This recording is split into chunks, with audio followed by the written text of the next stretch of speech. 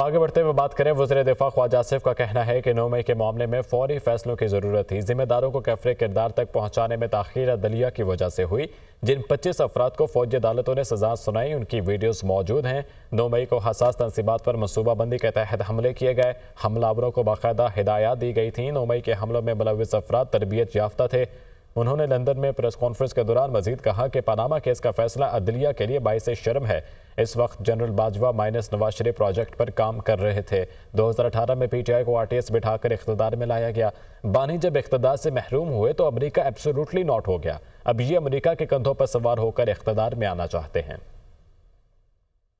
25 मुल्ज़मान जो 9 मई के थे, उसके बारे में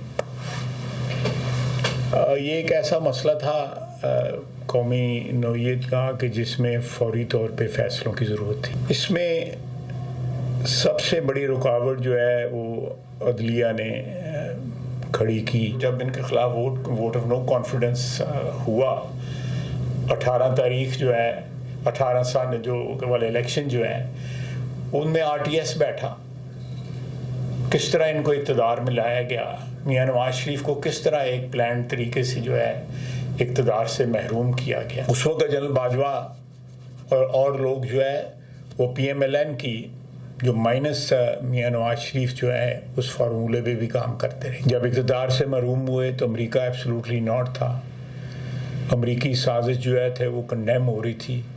आज उसी अमेरिका के कंधों पे चढ़ के जो है ना वहाँ आने की पता नहीं कंधे इनको मुहैया है में या नहीं, लेकिन इन्होंने शोर मचाया हुआ कि अमेरिका हमारे साथ है।